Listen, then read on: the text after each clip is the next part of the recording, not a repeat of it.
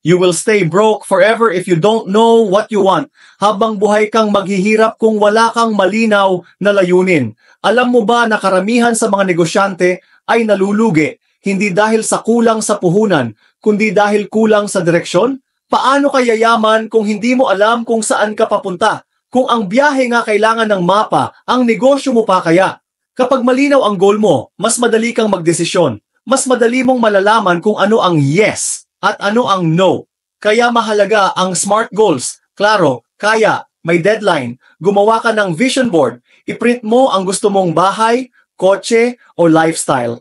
Gawin mong daily habit ang maliit na hakbang papunta sa big goal mo. Ang consistency sa maliit na effort, yan ang susi sa malalaking resulta. Walang magic sa tagumpay. Ang meron lang, malinaw na plano at aksyon araw-araw. Kaya kung seryoso kang umasenso, simulan mong linawin ang direksyon mo ngayon. Kaya mo yan. You deserve to succeed. I-share mo sa comments. Ano ang pangarap mong ma-achieve sa negosyo mo?